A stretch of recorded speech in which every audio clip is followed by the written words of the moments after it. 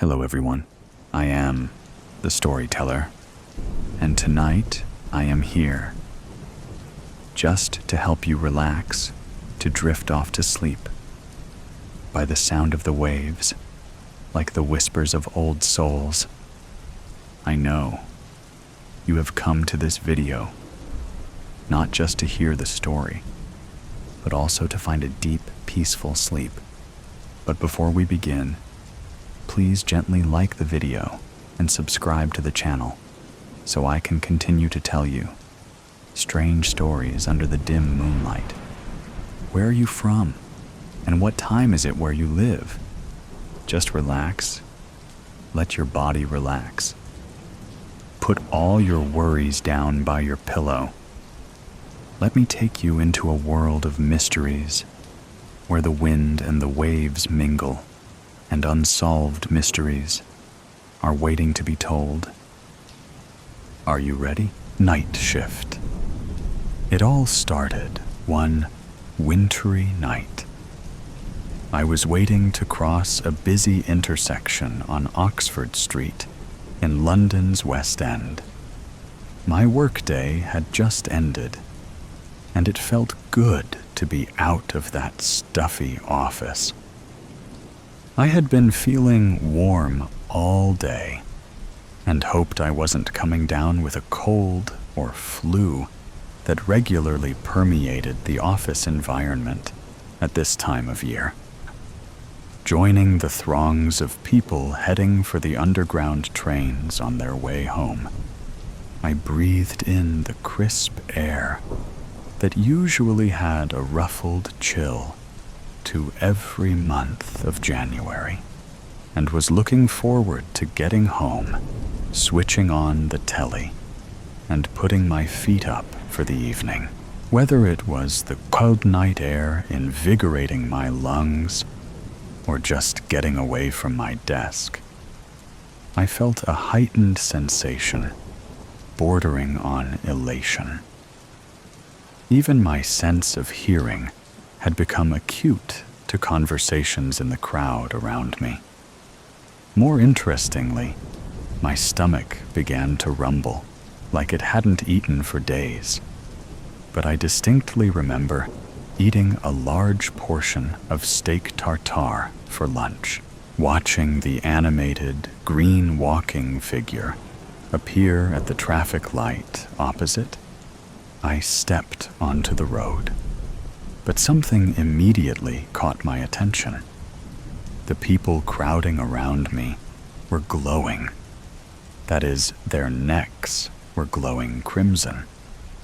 Even the ones wearing scarves appeared to be radiantly red, like they had twinkling Christmas lights wrapped around their heads.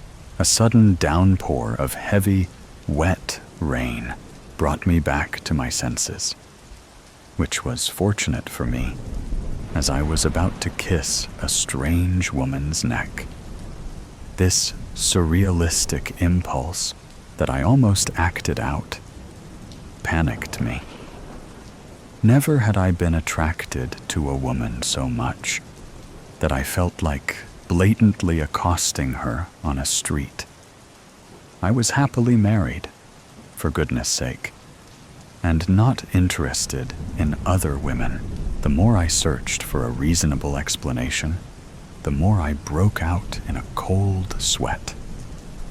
It had alarmed me to a level of fright and flight, so I rushed headlong down the escalator stairs at Bond Street Station and jumped onto the Jubilee line to take me home. However, it was rush hour, and I found myself stuffed into a train carriage like sardines in a tin. That's when further urges tormented me. I could smell a sweet, metallic pungency all around me, and it was intoxicating, alluring, and simply irresistible.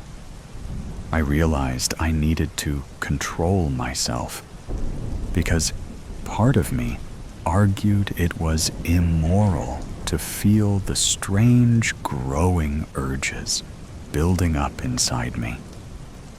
So I closed my eyes and chanted an unrecognizable verse in my head in an attempt to distract me from my pulsating desires.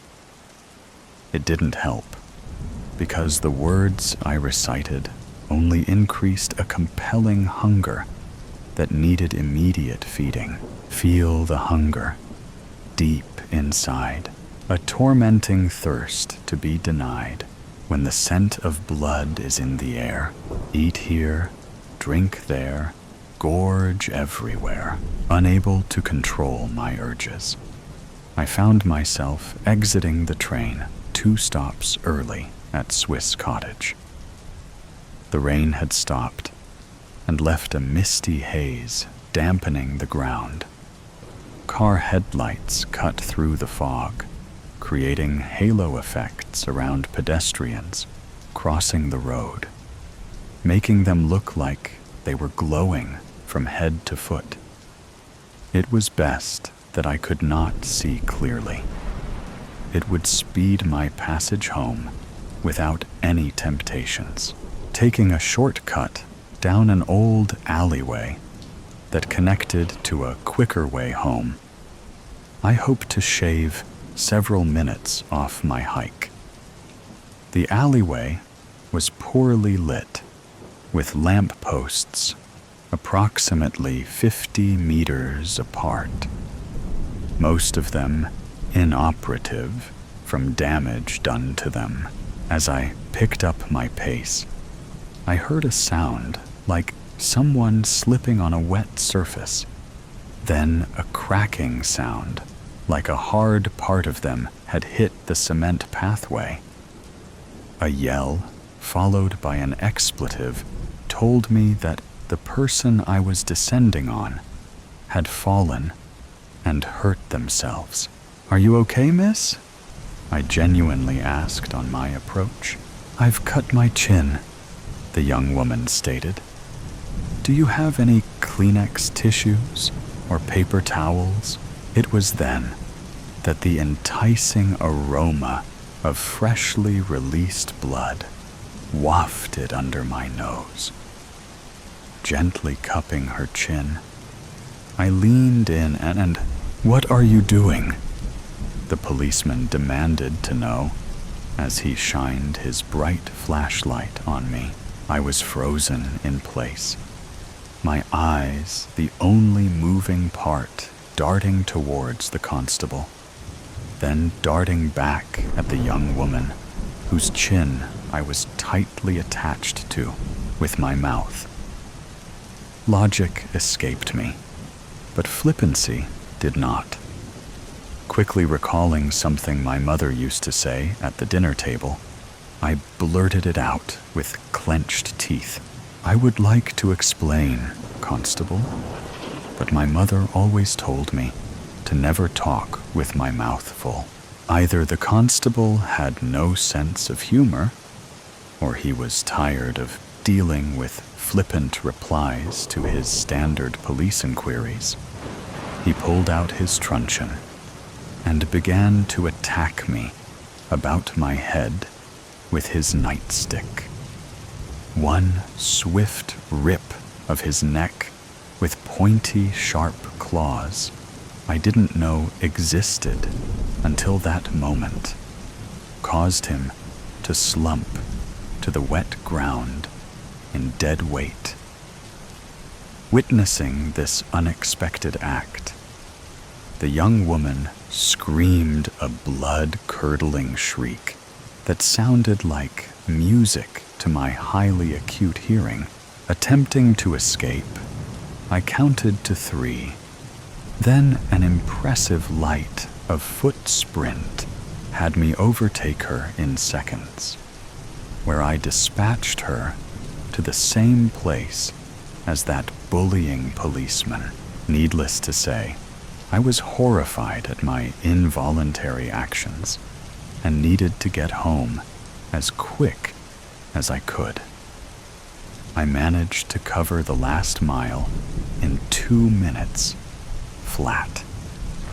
Another surprise that shocked me, because until that moment, any form of exercise I participated in, running was never my best activity. "Hello, darling," my Eloise greeted me as I unlocked the door to the safety of our welcoming abode. "How was your day?" Without a word, I unintelligibly grunted and shook my shoulders before hurrying up the stairs to the bathroom. "You okay?" Eloise called up the stairs. I was too shaken to answer. How could I explain a happening so bizarre and an anomaly so incomprehensible?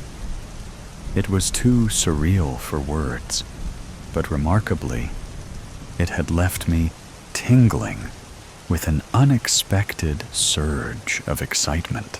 "Don't forget the Fortescues are coming for dinner, darling." They insisted on a weekday. Some money-making opportunity they want to present to us. Freddie Fortescue was always scheming to make an extra buck here and there, since his wealthy, stuck-up parents had practically disowned him for spending all his trust fund on get-rich-quick schemes. He had mentioned this one in passing, the last time we got together.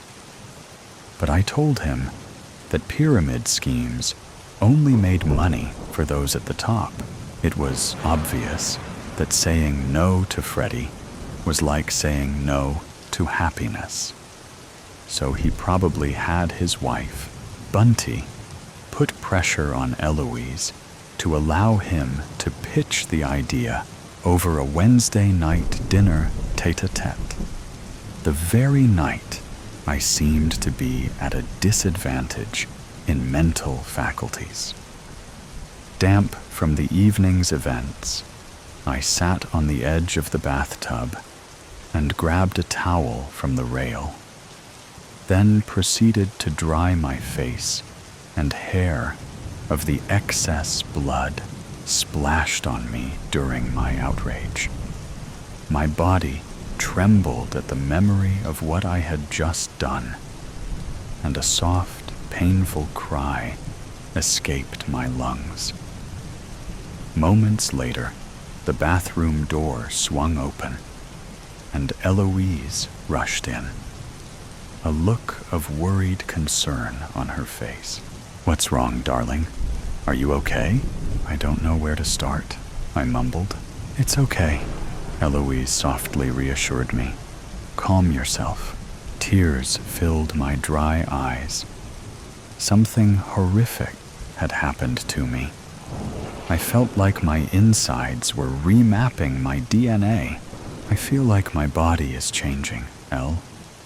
Like I'm a teenager again, going through puberty.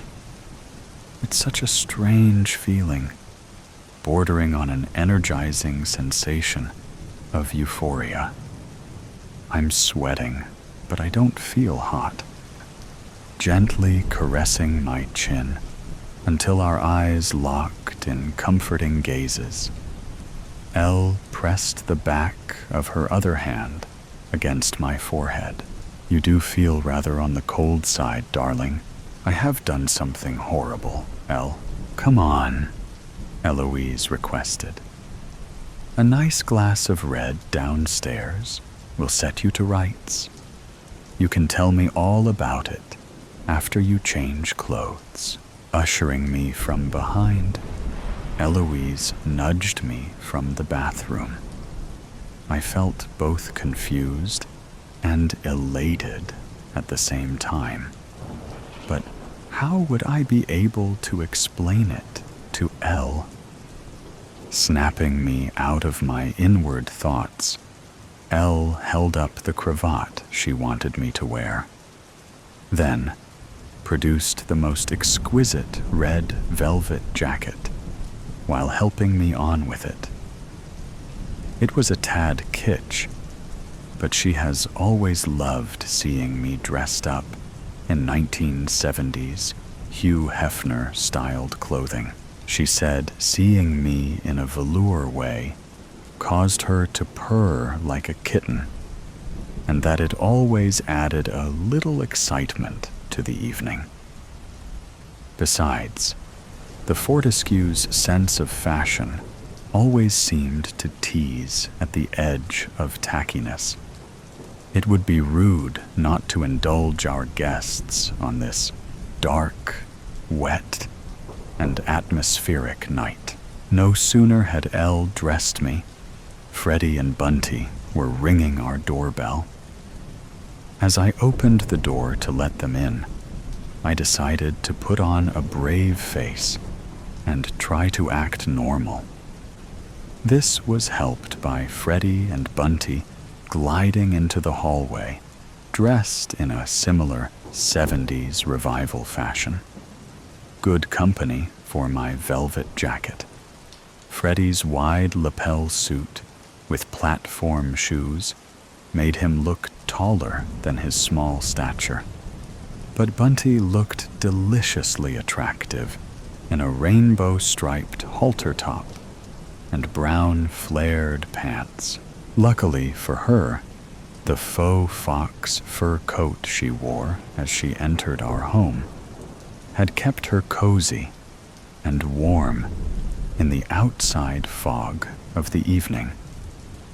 It was a much-needed distraction from my earlier experience, so I told myself to just get through dinner, then confess all to my loving Eloise.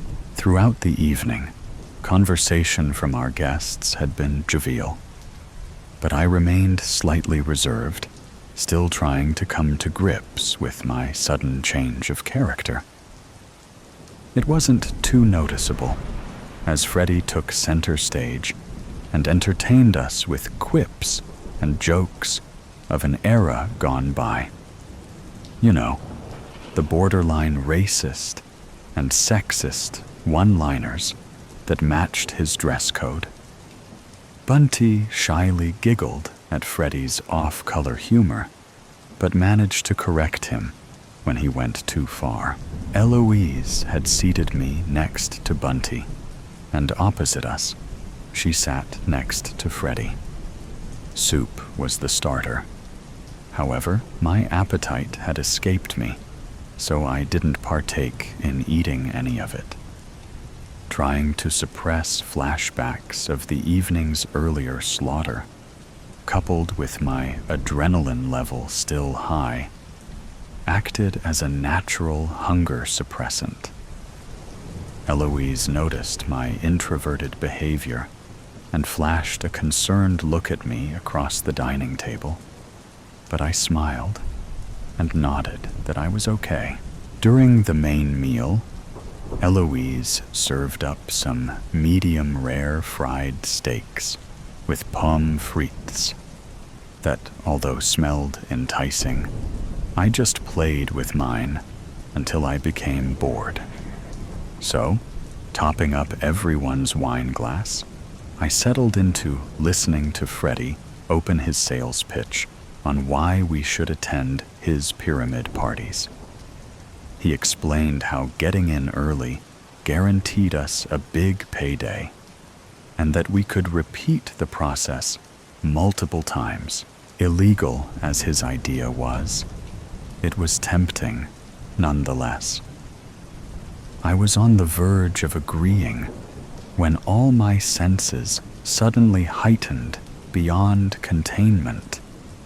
It was as if I could hear Bunty's pulse beating like a drum struck methodically in cadent rhythm. Chillingly, it sent me into a form of stalking mode, instantly attracting my devoted attention, beguiling me with its seducing sound. I soon realized it was the incantation of Bunty's blood being pumped through her soft veins. Studying her pulsating neck closely, I was immediately overcome with the oddest desire to kiss her. so I leaned in toward her and, "Darling," Eloise abruptly demanded my attention. "Where are your manners? We should always feed the guests first." I turned my head sideways to respond to Elle and was bemused at the expression on Freddie's face. A look of sheer shock and horror stretched across his entire expression. As I removed my face from snuggling into Bunty's neck, she unexpectedly fell face down into her caramel flan that Eloise had served for dessert, staining it blood red with every pumping beat of her open jugular vein. I was flabbergasted at the sight before me. But before I could cry in shock, and more importantly, before Freddie could run screaming from the house, Eloise quickly bit down onto his large-collared, silk-shirted neck, draining him of a large amount of life-giving blood. Not to be upstaged, he too imitated Bunty's reaction and slumped with his nose buried in his dessert. "Before you freak out," Eloise halted my panic. "We need to talk." My gut reaction was to scream. However, the satisfying sensation that coursed through every fiber of my body sat me relaxed back into the comfort of my chair. Everything became clearer. This was to be the new normal, my newly formed ideology argued. What surprised me the most was my Eloise. It was obvious that she was like me, but had been so for a tad bit longer than I. It was also apparent that she was the one responsible for my predicament. "When did you?" I sincerely inquired. "Sunday night, darling," she replied, cutting me off in mid-question. "Why?" "I'm so sorry, my love. I'm selfish, and I couldn't bear the thought of living through eternity without you." Her candor was admirable, and her expression of love for me was so sweet that I immediately forgave her. She did it out of love, I reasoned, with the lucidity of a madman. However, there was still one question remaining to be answered. "Elle, who turned you?" "Nigel, at the company Christmas party. The one where partners weren't invited?" "Obviously for a reason, darling. The world needs more vampires, apparently. It's all the rage." Somehow, I had missed that memo at my own place of business.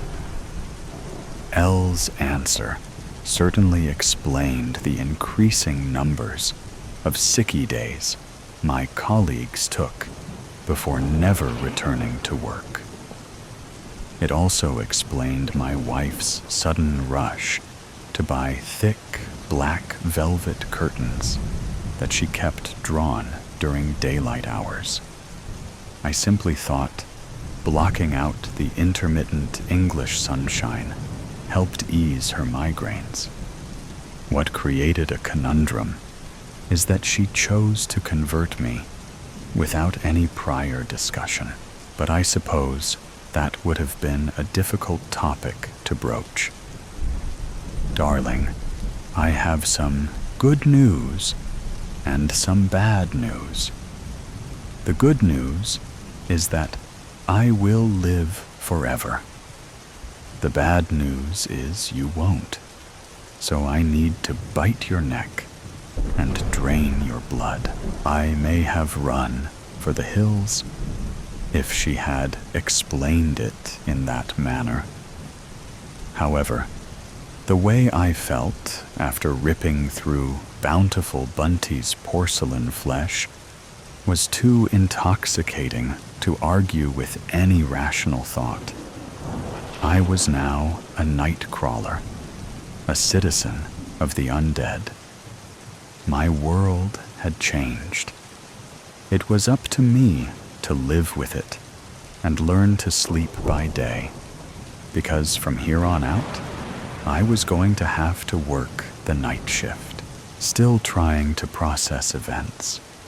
I didn't hear the front door being broken in, the heavy sets of footsteps piling into the hallway, and the police helicopter hovering above our roof, shining its blinding searchlight beam through the open curtains.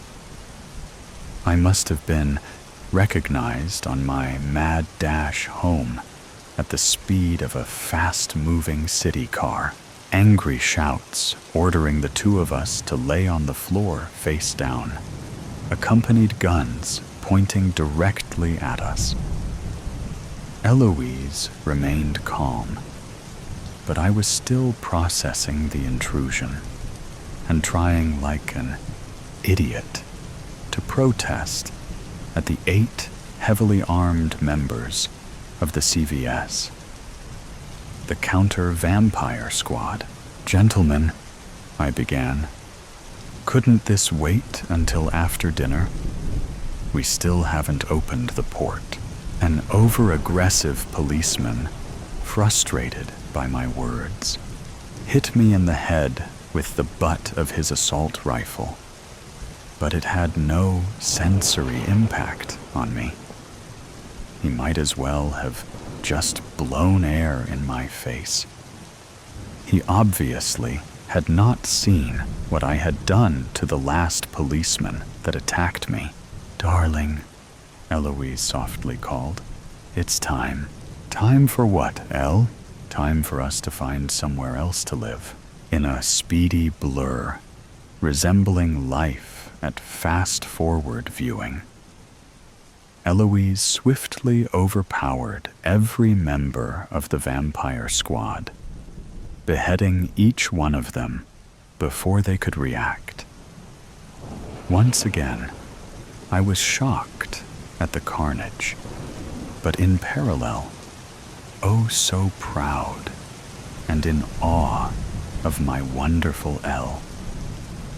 In time, I would most likely possess those unworldly skills, but for now, I remained in a state of marvel at her ability to nullify an overwhelming force that had threatened to overpower us. "Bravo, Elle," I congratulated her, my compassion for the dead non-existent and my grasp of reality rapidly slipping from any semblance of sanity. Quickly grabbing our coats, Elle pulled me by the hand and led me down the hallway and through our broken front door, turning to take a final look at the home we had to immediately vacate. The whir of the hovering helicopter above our house reminded us that time was of the essence. Putting a loving arm around my beloved Elle, I flipped a defiant, juvenile-inspired middle finger up at the pilot, then guided Elle out into the foggy night. "What now, Jeremy?" Elle sentimentally asked as we fled at top speed to avoid the chopper's searchlight. "Let's eat first," I replied. "I'm starving." The final petition of the beast.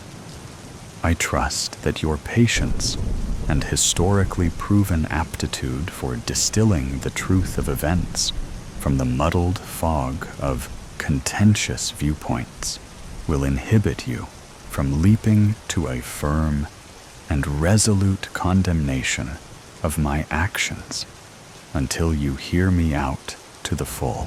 Let us see if I cannot, in time, convince you of my benevolence by offering another perspective on the events which preceded my downfall, and which led me to assume this sorrowful state in which you now observe me.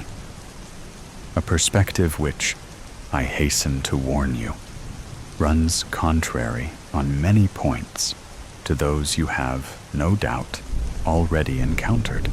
In exchange for your borrowed time, I promise to inform you of what really happened regarding a topic we can agree truly matters: the well-being of none other than my human host. The rumors you have heard are true.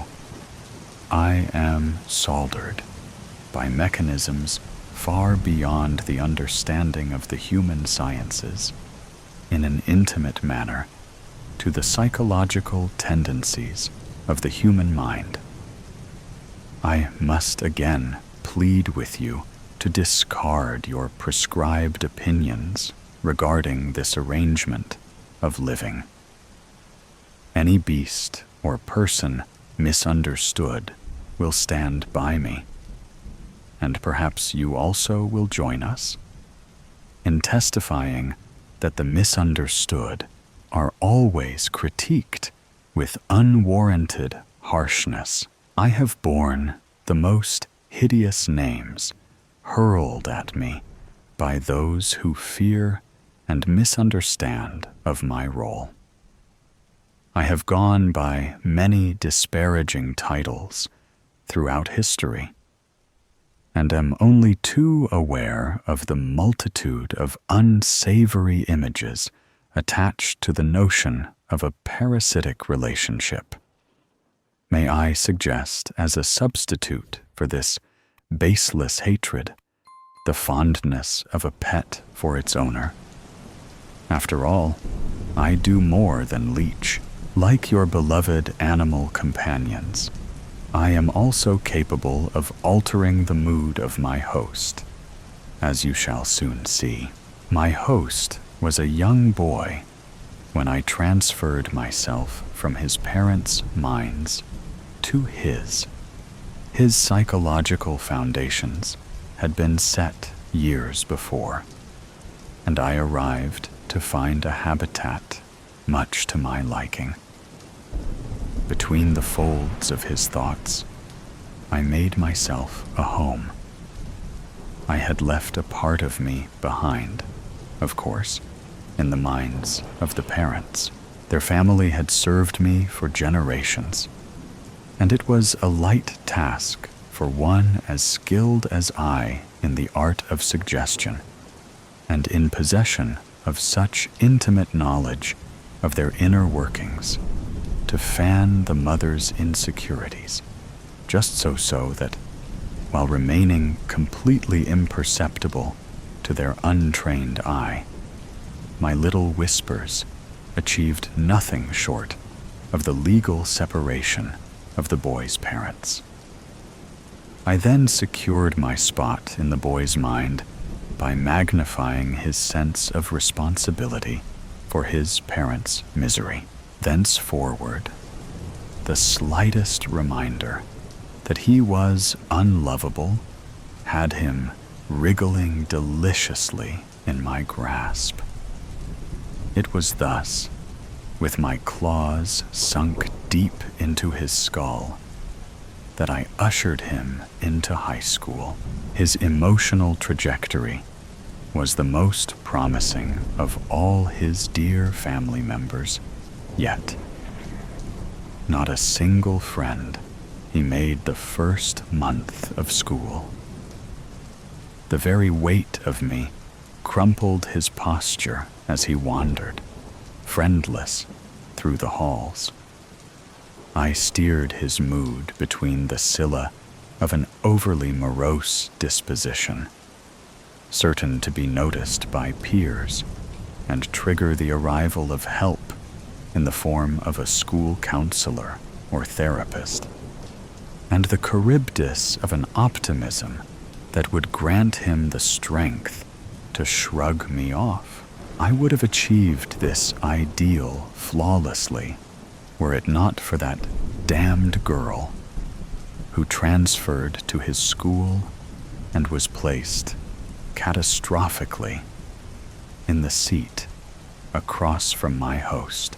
Were she my charge, I would have doubled down on her insecurities at the first sign of that cheerful, infectious laugh and blasphemously pristine, consistent mood.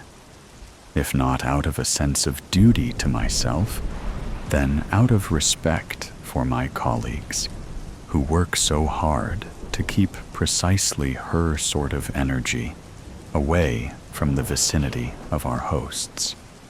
Before the week was out, the boy was going home, smiling to himself at the memory of their last conversation.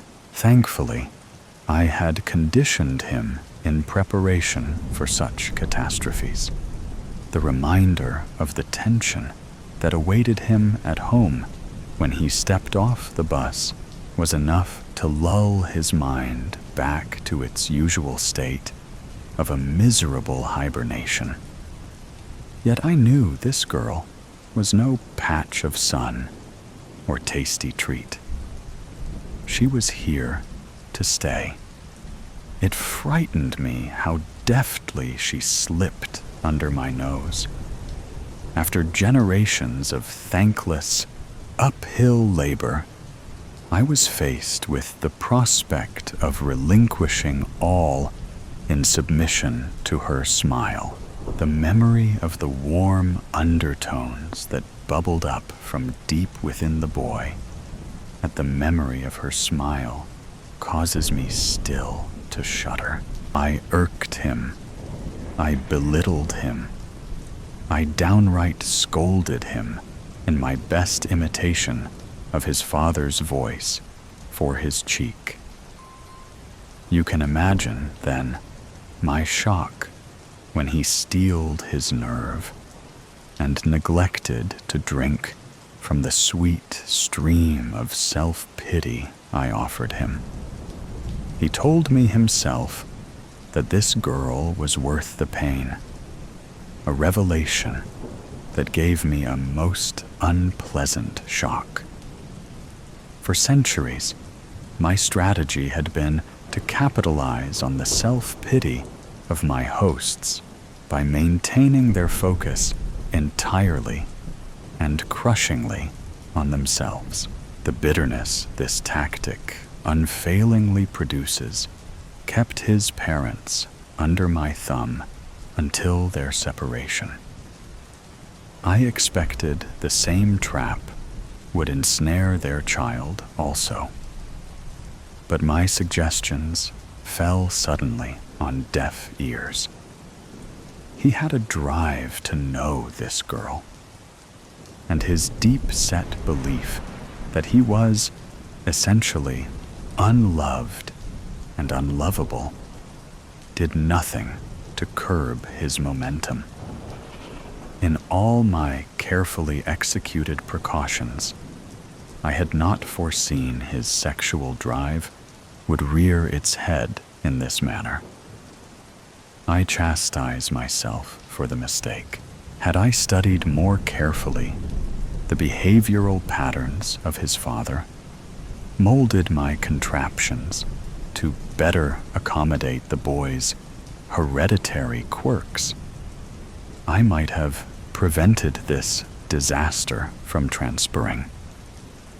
As it stands, the animal drive to reproduce is, like me, powerful and resilient, and cannot be permanently subdued, only temporarily diminished.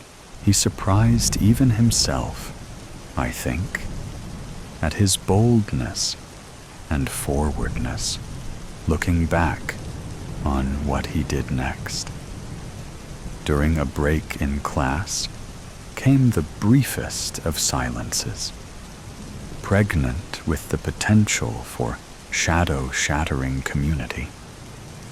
And then he spoke, and at that moment, I perceived within myself a distinct and piercing horror that stemmed from the sudden realization that my source of life had suddenly begun to slip away, like sand.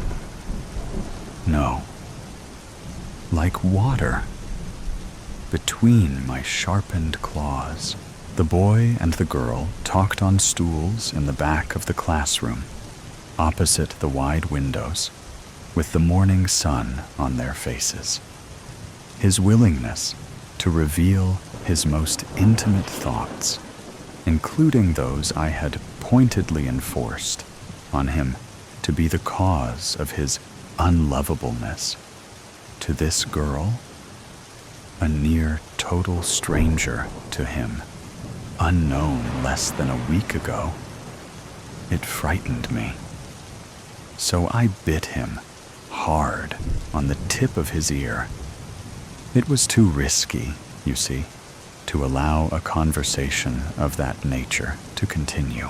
They might have begun to discuss me, the boy's negative self-talk, and he might have let the cat out of the bag and deprived me of the strength that secrecy affords. He was still grimacing from the pinch of the memory of some past embarrassment when the teacher resumed class. But the girl looked worryingly at him, and I at her, for I knew the fight was far from won.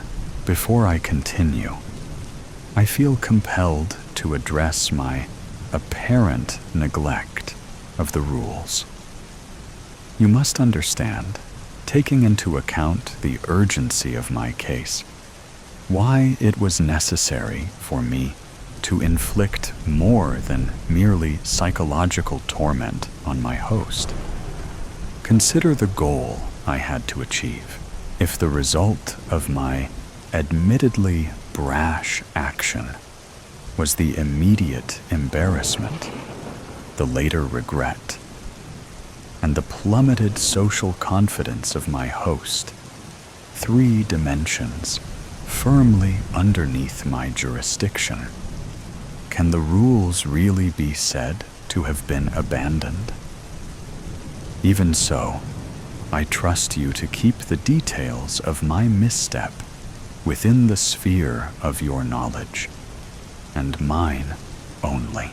That afternoon, the boy flopped onto bed, and I robotically conjured his usual evening diet of social comparison and self-loathing that bites so poignantly on the teenage psyche.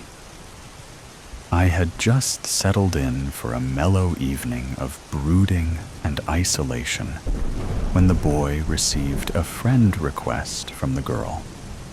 Soon they were volleying messages happily like 2 ducks in a pond. I spewed my most horrid concoction of degrading insults in his ear, but the boy took even my most clever and piercing threats and told them to her verbatim as I had whispered them to him. The stupid boy believed my work to be a product of his own imagination, but the untruth of his utterances was instantly checked by the girl, and the secret of my existence was out. I felt the shame and secrecy drain from his mind like the contents of a filthy toilet, all at once unclogged.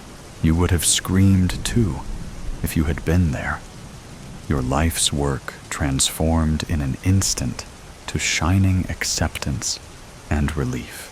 She urged him to speak with the school counselor on Monday, and walked him down to the counseling office herself when I attempted to undermine the urgency of his plight.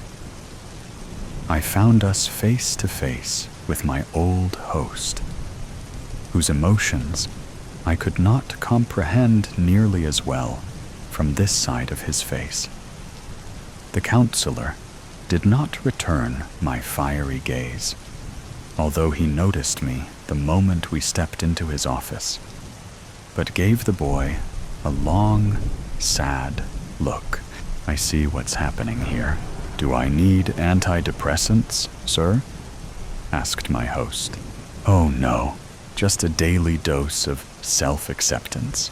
If I have revealed too much of myself and my motivations, so that you look down upon me as the villain of this tale, believe me now when I tell you I have done so for a special purpose. For do I not also possess those same heroic traits of determination, bravery, creativity in my methods, and consistency in my effort, all in service to the biological imperative to survive and reproduce, for which you applaud and congratulate the boy? What does it matter, really, if my methods are unconventional, my form perhaps shocking to you, my feeding style abnormal? I would caution you against delivering judgments colored so heavily by dislike for the unfamiliar and the unknown. What is the difference between me, who seek to preserve my existence by any means, even the grossest, and him, who takes the opinion of his friend into account before making a decision to the same end and purpose? I assure you, it is a difference, not in type, but in degree only.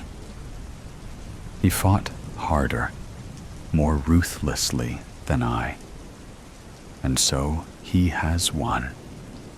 I, who held the boy's leash, now cower, packed away and forgotten, in a dark and lonely corner of his mind. He does not visit or feed me, except occasionally, and by accident. My strength is waned, my spirit is dehydrated, my form considerably shrunken. With the addition of communal support, that loathsome girl had friends and introduced them to him. I doubt I shall ever drink from the boy's vitality again. What pains me most is the thought that his and her children will be reared without the guiding influence of my whispers on their young minds. I will be hard-pressed to imitate to his children the voice of their father when they have not been primed for years with the backdrop of his incessant complaints. The boy has abandoned me. I shiver, cold and alone. But you are still here, warm and receptive, believing in the truth of my whispers, attentive to my voice. You will let me in, won't you? Do flamethrowers belong in the library? We lose people all the time. It's just the nature of the job. What can you expect from a place full of nooks and crannies people intentionally go to get lost in? I usually don't worry when I don't see someone for a while. But when it's been days since someone's checked out, it's usually a sign that I need to step in. I'm not doing this alone, thankfully. No librarian is ever truly alone, are they? I have help from the watchers and listeners of the shelves. Thanks to them, it usually doesn't take long to get the scent, if you know what I mean. However, today is one of the rare and unfortunate exceptions when my search has exceeded more than an hour, and an hour is pushing it. I've been searching and asking around for almost 6 hours, scouring shelves and listening for the telltale breathing. The watchers have their quadrants, so it's much like playing hot and cold. Bad news, one says, and my brain shivers in my skull, both from its existence and its statement. They crossed the tape, says the watcher, and I groan. Are you sure? My stomach still drops at the thought, even though I've been doing this a very long time. Long enough that I remember every book on every shelf better than my own child's face.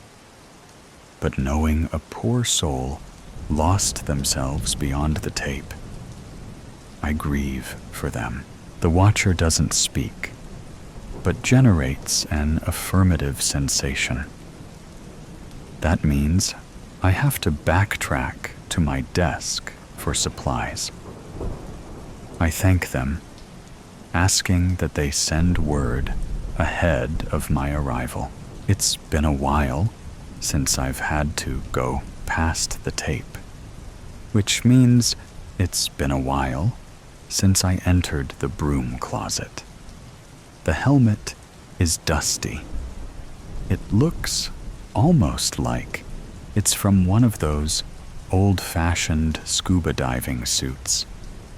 It's not nearly so heavy, though. There's a bright lamp affixed to the front just above the visor, but it's as much of a hindrance as a help.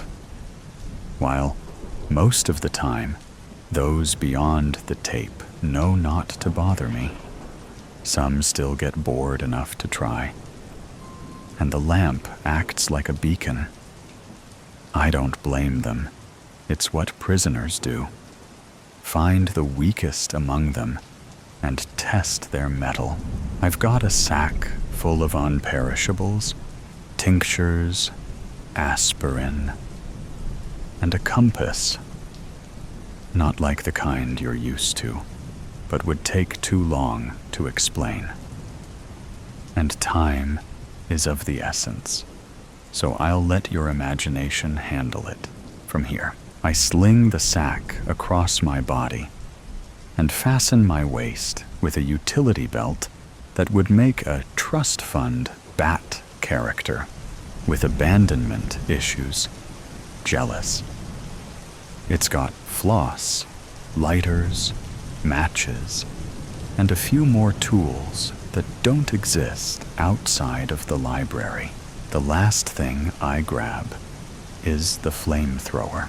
This is where I should be very transparent with you.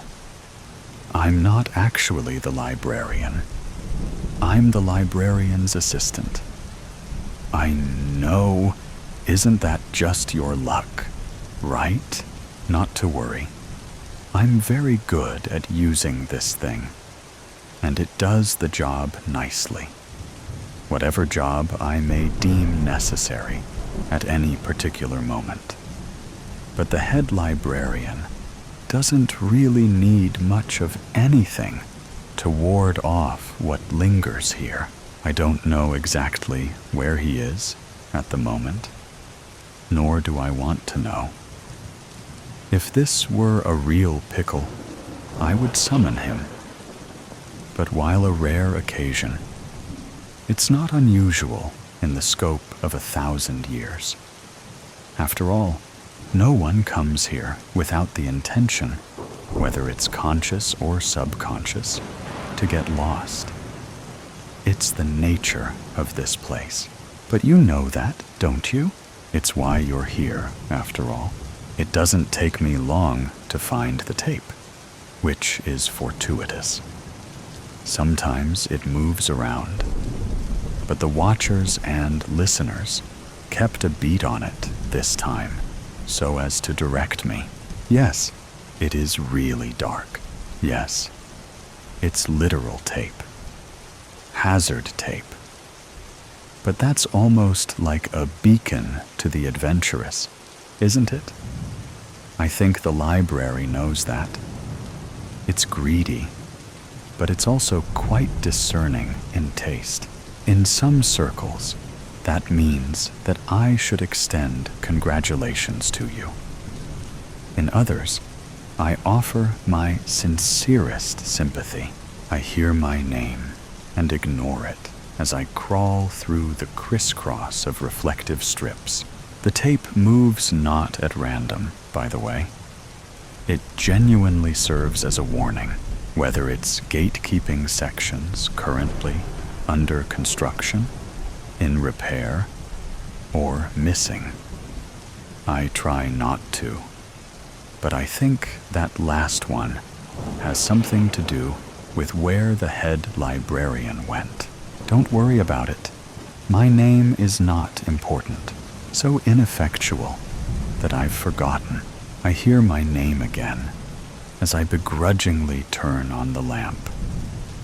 Not a lot of help, just enough light to ensure I don't trip over anything or disturb the shelves. Many sleep here. I send off a warning shot from the flamethrower, showing I carry more light than just atop my appetizing head. The flash of flames sends things slithering. But most of those this close to the tape have never been very convicted by nature, so I'm not concerned. There are more listeners and less watchers past the tape, for obvious reasons. Thankfully, they say I don't have to go too far. I look down at the telling clicking sound to see rocks rolling.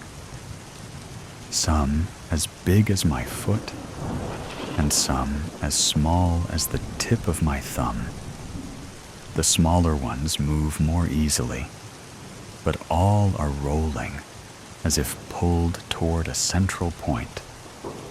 I don't even need the compass, but I glance down at it one more time before stuffing it back into the sack. While I don't have to go too far, things are relative here. 10 steps may be 10,000. And so, even after only a few moments of exploring, I feel acute pressure jamming into my temples. My heart feels like it's being squeezed, and my vision blurs. My fingers tingle by the time I'm able to shake the aspirin into my mouth.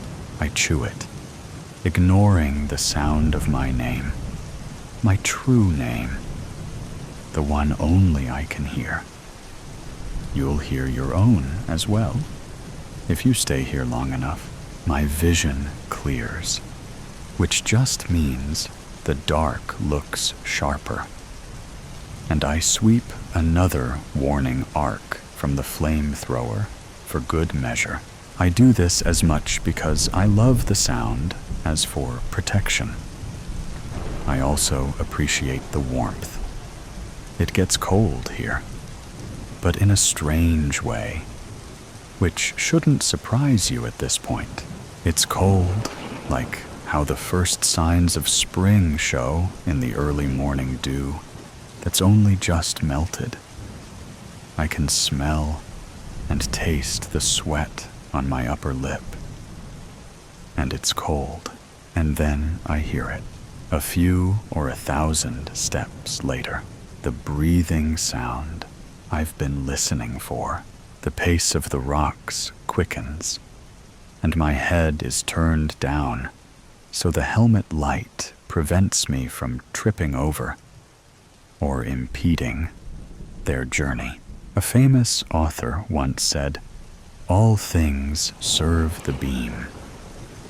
And that's as true in this world as it is in the others. Except this beam, this beacon, is attached to our lost visitor. I can only hear the rocks, mumblings, and the breathing sound now. The smell is so musty and thick, like the air is full of sweat and dust, like I've stuck my head out the window during a heavily falling rain. If I think hard enough about it, soon I'll be drenched, so I don't.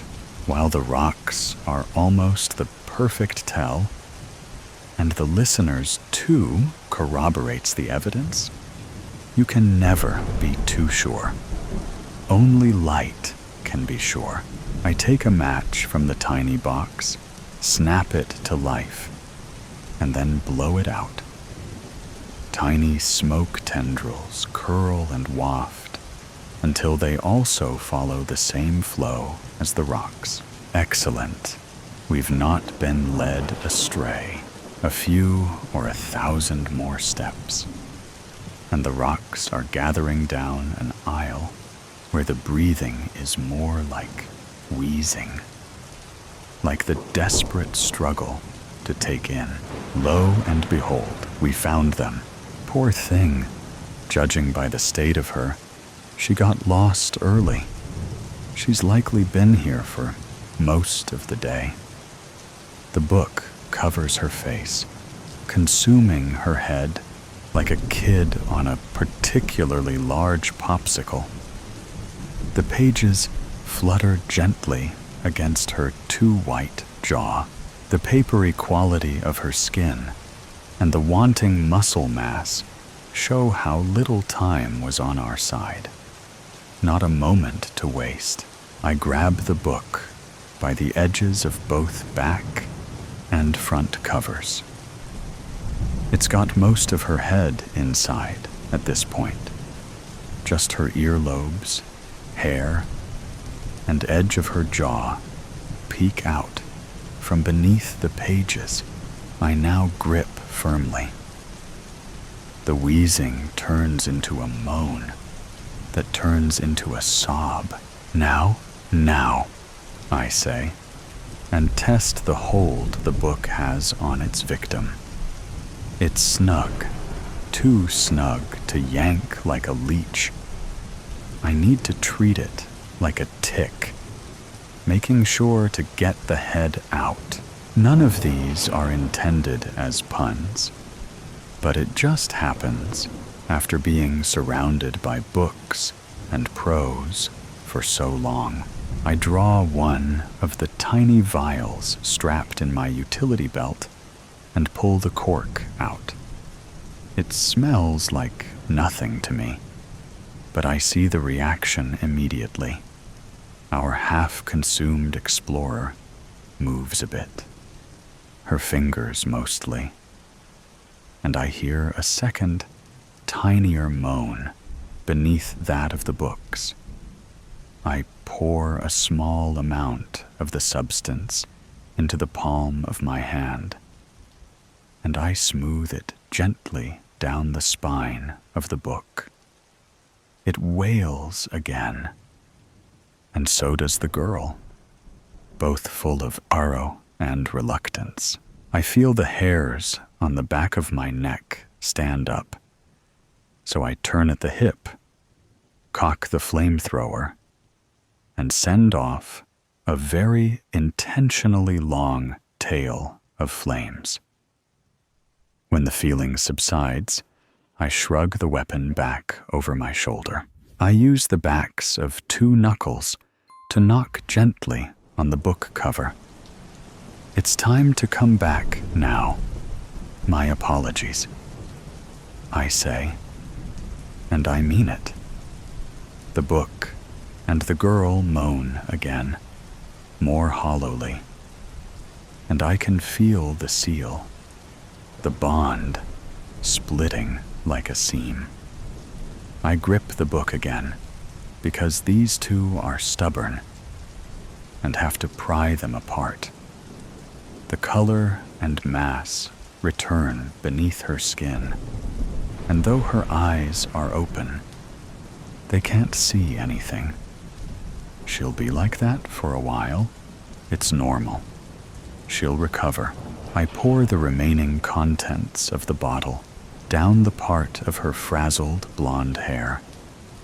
Tears fill the empty eyes and drip down her face.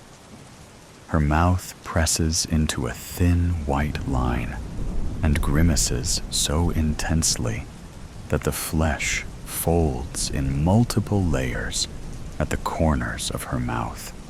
Great pain. Even after 1,000 years, I still can't help but feel sorry. So I pull her burning head under my chin and rub circles into her back. I'm sorry, dear. I know you've been told otherwise, but this place is a prison, and that isn't your story. Yours is still being written, and the one which made you pretty promises is lying and jealous.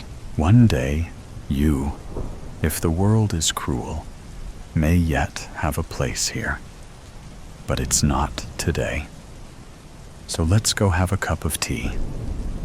I tell her, as I've told many like her. I've gotten better at it over the years. I used to have to fight with them. Often, I'd give up and just keep them safe until the head librarian got back to talk them down. She finally lets out a weak, wheezing breath. I take advantage of the broken seam of her lips and pour a tincture down her throat. I don't even have to look anymore. I can just feel the specific melodies that make each tincture different. It helps that the one I need usually sings a bit louder as a courtesy, and it'll purr like a cat when I've touched my fingers to it. She chokes a bit, but her eyes start to clear. Good enough for now. The back of my neck has another sudden influx of goosebumps. We've overstayed our welcome. It's time to go. I put the book back on the shelf. I don't scold it, just allow its ache and frustration flow through me. I apologize, but there's no comfort I can give. My words and compassion are meaningless. I've noted the volume and will tell the head librarian. They might be able to soothe it back to sleep. I tap the metal bauble around my neck, and we're back at my desk. I drape the girl onto a nearby love seat that's seen better days, starting the kettle before heading to the broom closet to stash the emergency kit. She'll be fine. People like her and you always are. This place was made to help the wanderers and recklessly imaginative, those who can't wrap their heads around the world the way it is, and can see the truth of magic between heartbeats and heartbreaks. And people like me and the head librarian, when they so choose to grace us with their presence, keep the place orderly and open for you.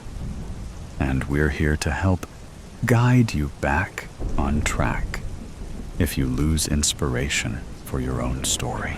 It's the nature of the job, the library itself. What else can you expect from a place full of nooks and crannies that people choose to get lost in? My brain through your brain was an optimist, and so, naturally, was the thing that lived in her brain. She awoke one Tuesday morning to discover the change. At first, it was merely a mental echo, barely perceptible. Two indistinguishable minds. One off by a fraction of a second. For Katie's every thought, there was an echo, trailing just behind.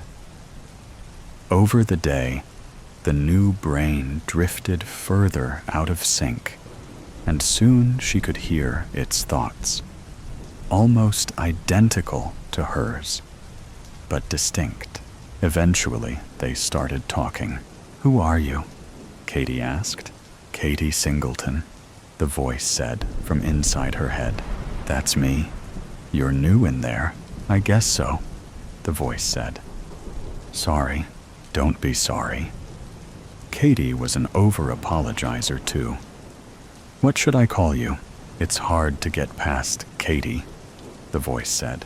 "How about Princess Penelope?" Katie asked. It was the name she'd given her imaginary friend when she was an 8-year-old princess junkie. Princess Penelope had filled a void. Playmate, partner in mischief. The sister she never had. The voice was as thrilled as Katie was. It remembered the same childhood. "I love it," she said. "I feel so fabulous. I'm Princess Penelope." Katie wondered what her therapist would have to say about all this, but decided to just go with it. It was nice to have someone like-minded to talk to. They quizzed each other as Katie waited for the morning train, phone held to her ear so onlookers would think there was a real person on the other end of the conversation. "Favorite color?" Princess Penelope asked. "Turquoise," they said together. "Turquoise." "Movie?" Katie asked. "Eternal Sunshine," they replied simultaneously. Eternal Sunshine. "Guilty pleasure food?" "Rocky Road," Katie said, as Princess Penelope replied, "Raw meat." Katie paused, puzzled. It was the first discordant note of their friendship. The train arrived, and they got on. Together, of course. "You seem distant," Noah said. It was Sunday morning. They were burrowed under covers, hiding from the daylight. "Just like eternal sunshine," Princess Penelope noted. Katie had thought the same thing. She smiled. It was like having a sister, a twin. Noah waited for a response. "See?" he said. "You're somewhere else." Katie had felt disconnected from Noah well before the appearance of her invisible friend. Their relationship was stagnant, all unhealthy patterns. She pretended to laugh at his jokes. He feigned interest in her plans. "So, what is it?" He seemed more annoyed than concerned. When she moved to the city to be with him, everyone said that she was moving too fast, that it was a bad idea. In time, Katie realized that they were right. She and Noah didn't really know each other, didn't even like each other. "Did you meet someone?" She traced the line of his jaw with her index finger.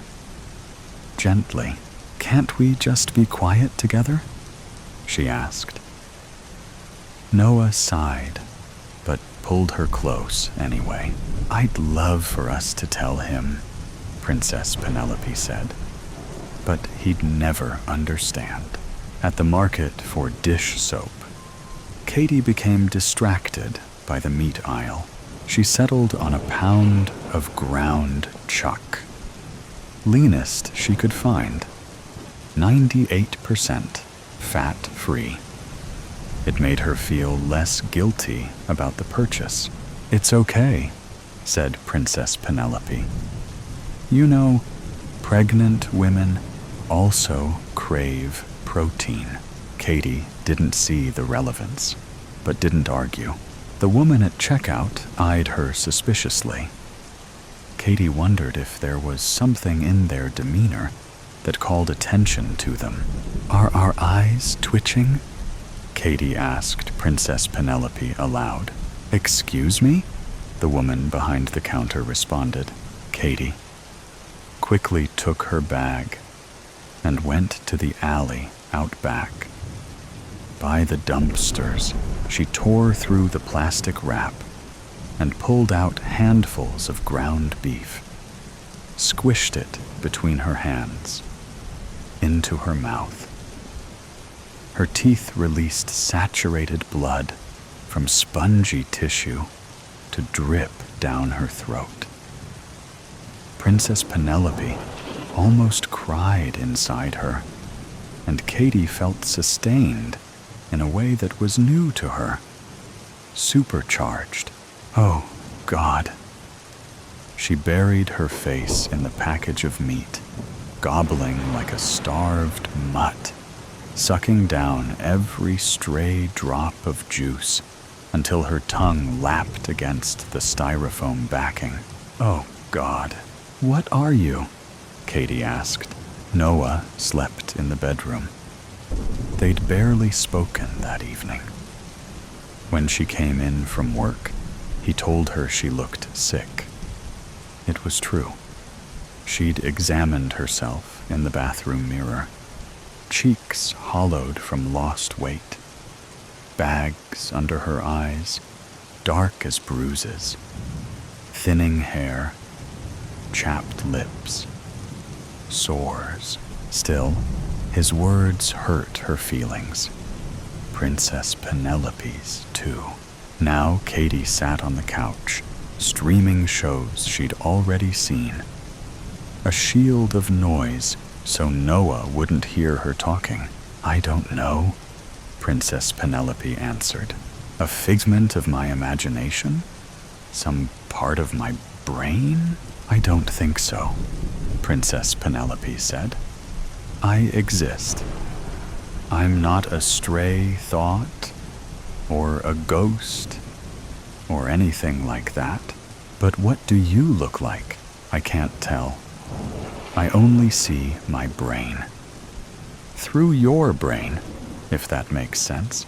"It does," Katie said. "I think there's something you saw, or maybe read. A clue. I'm going to look."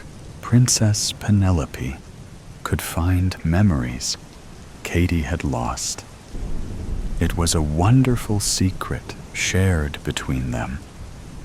Her internal friend could call up, with perfect clarity, forgotten birthday parties, replay, word for word, conversations with friends who'd moved away, recover romantic feelings for Noah from those blissful first months when he'd been her lifeline in an unfriendly new city, rescue her mother's smile when she'd been happy, her father's when he'd been alive.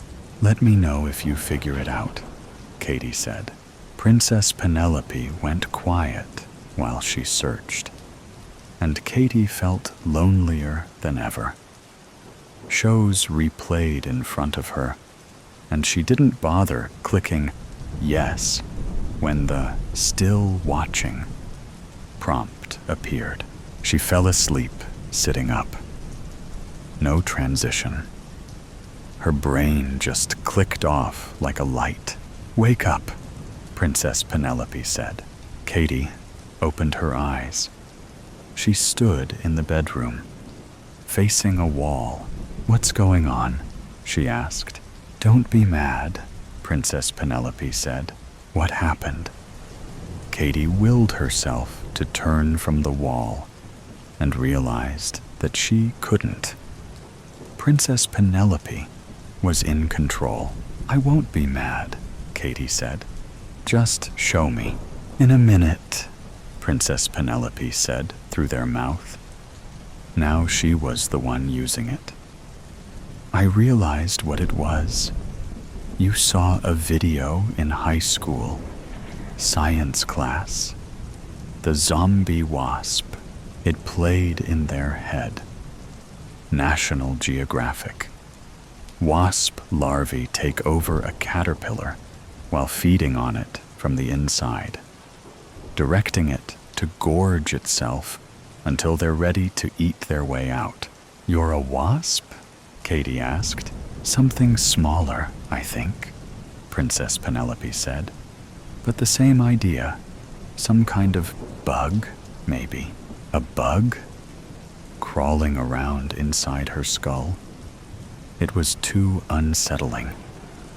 Like an itch you could never hope to scratch. I know, said Princess Penelope. It's icky. Again, Katie tried to turn her head. Nothing. The muscles of her body were completely disconnected from her thoughts. Show me what happened, Katie pleaded. Their head tilted down, and Katie saw their hands, covered to elbows in blood. The rest of it. Please. They turned from the wall, and Katie saw it. Bedspread spattered red. Hammer slathered in gristle. Flesh and bone chips. Tools. Kitchen utensils. Noah disassembled. Chest slashed. Innards strewn. Organs in a pile. Some half-eaten. Sightless eyes staring. Head cracked open. Skull emptied. I realized what I was really craving, Princess Penelope said. I didn't want to wake you, but it was delicious. You have no idea.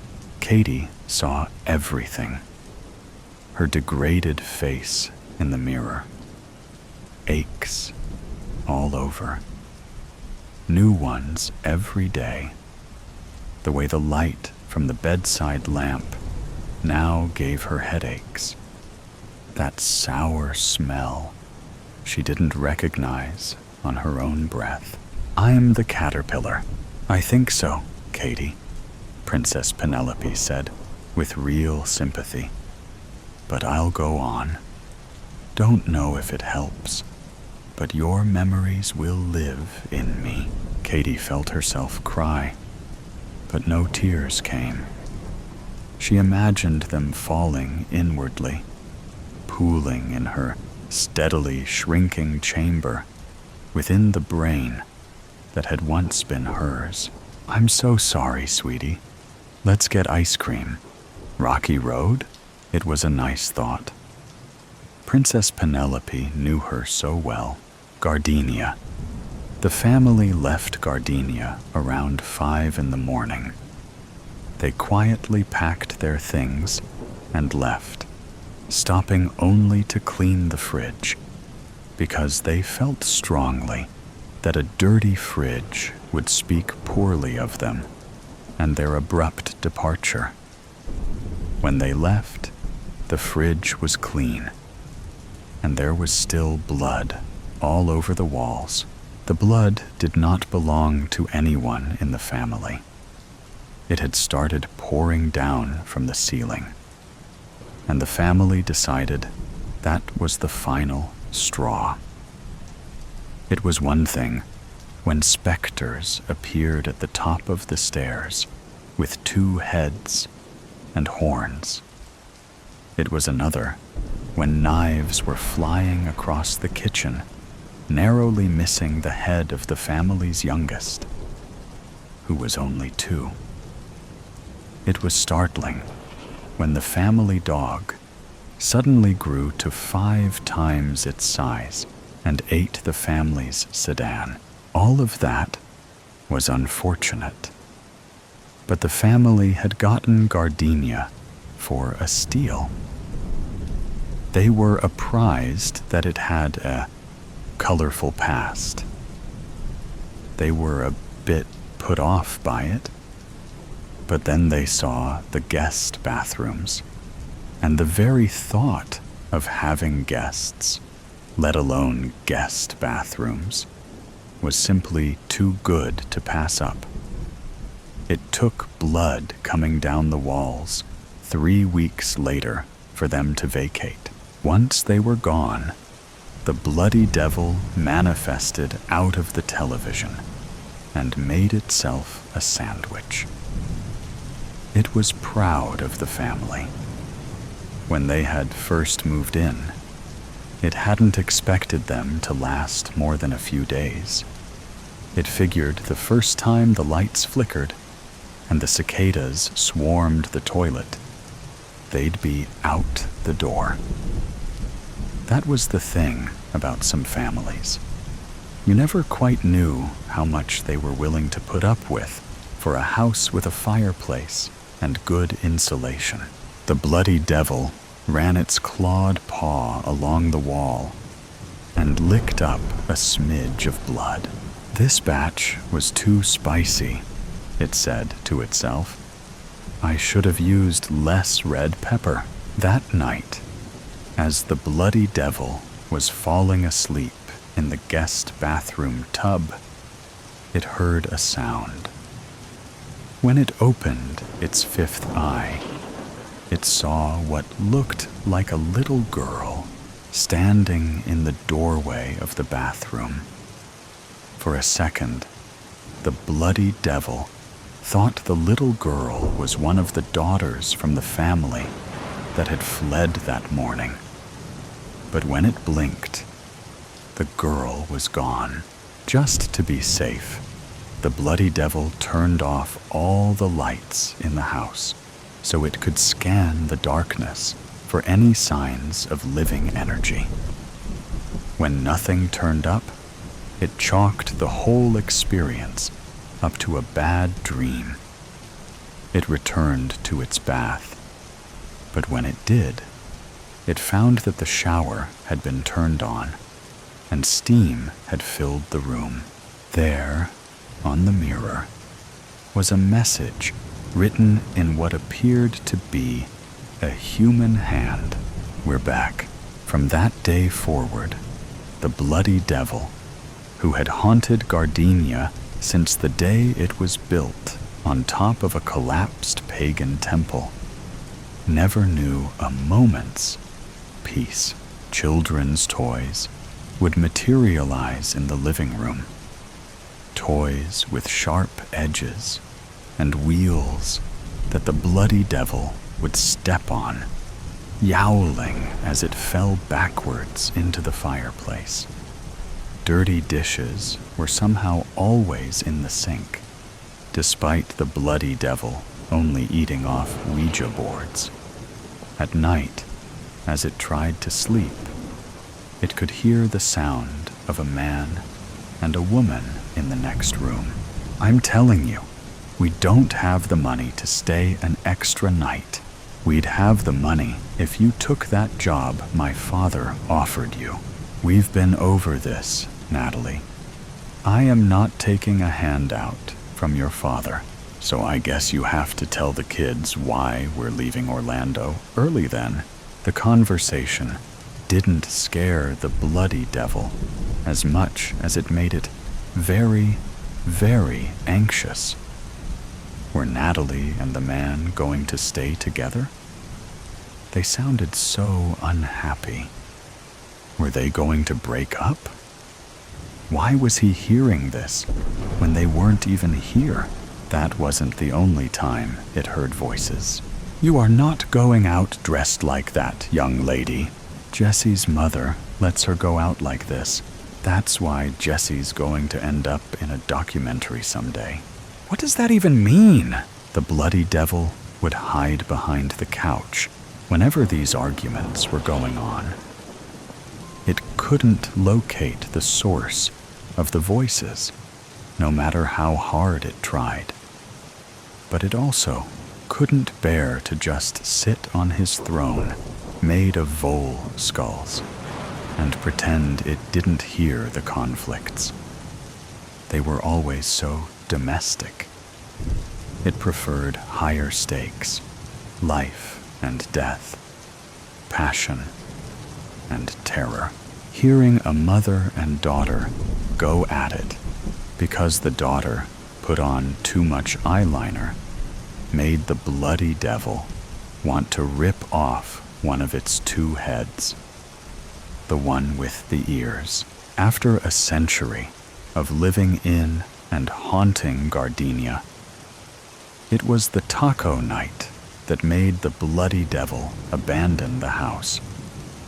It wasn't expecting any trouble, what with it being a Tuesday, and what with taco night always being something the family seemed to look forward to, based on what the bloody devil could surmise going off only voices and the satisfied sounds of chewing, while a mysterious odor of sour cream and pico filled the air. It made the bloody devil hungry, but it couldn't eat anything because there didn't appear to be any food there. It was torturous being exposed to such lovely aromas without being able to feast. It tried to placate itself by gnawing on the leg bone of a unicorn, but it just wasn't the same. The taco night started out fine, as best the bloody devil could tell. Plates were laid out, soft shells were placed next to hard shells, and the dad made a corny joke about tortillas, as he always did. Groans followed. Then some clanking of silverware and the sound of mastication. The bloody devil bit down on what little bit of meat was left on its unicorn leg, but it fantasized about what the ground beef must taste like when covered with shredded cheese and lettuce. That was when one of the daughters announced that she wouldn't be attending her own high school graduation. The bloody devil had no idea why the teenager chose this instance to make such an announcement, when everybody seemed to be having such a nice time. But as far as the bloody devil could tell, this was just something teenagers did. They found themselves in a pleasant moment and felt a compelling urge to ruin it. Right away, there was a fracas. The mother informed her daughter that she absolutely would be going to graduation, because she and her husband did not work and save to send their daughter to a fancy private school, only so that she could skip the grand finale.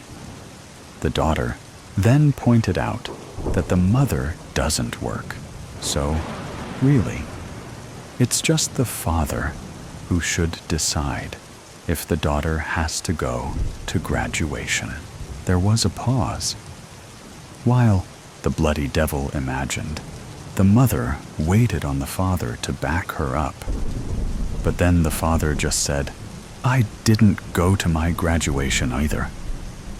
And then the mother exploded on the father, which led to the teenage daughter shouting in defense of her father, while the youngest child cried, and one or two middle children began to loudly sing some song about gravy and a turkey's neck for no discernible reason, other than maybe trying to diffuse the tension or quell their own anxiety. At one point, it sounded as though someone, probably the mother, went around picking up the various plates full of soft shells and hard shells and pico, and began smashing them on the floor. This led to more noise, and somebody ran out the front door, slamming it behind them. The sound of the door slamming was like a shot going off inside the bloody devil. It had to leave. It had no choice. It couldn't live like this. Maybe it should have stuck around for the children.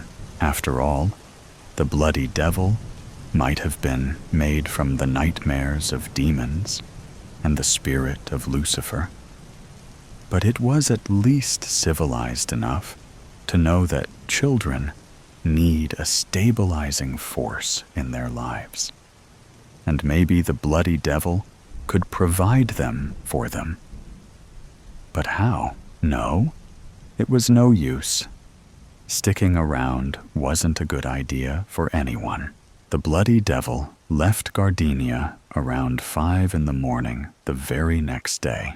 Shortly after it departed, the family returned back to the home. They had taken a Ouija board from the fridge before they left. The bloody devil was always leaving its dirty Ouija boards in the fridge. They soon discovered that the board was a kind of portal into the house, and when they saw the bloody devil growing comfortable in their home, it made them angry. Not angry enough to do anything about it, of course. A bloody devil was still a bloody devil. They had no intention of going back. But soon, living in the rental home they occupied after leaving Gardenia started to feel suffocating. They began to argue. The eldest daughter began to act out. The middle children took to writing scary messages in steam in the small bathroom they all shared just to scare their youngest sibling. Toys were left everywhere. It all built up to a taco night that was, without question, one of the worst nights in the family's history. It wasn't until the next morning when one of the middle children brought the Ouija board to her mother as she was tossing another dirty dish in the sink. She pointed out that the bloody devil appeared to have left Gardenia. Natalie, the mother, moved the board all around so she could see each part of the house, and sure enough, there was no sign of the bloody devil anymore. "Well," she said, "I suppose that means we can go back. As for the bloody devil, he never went back to Gardenia, but that's probably for the best. It doesn't mean he loves the family any less, but that's mostly because he never loved them in the first place."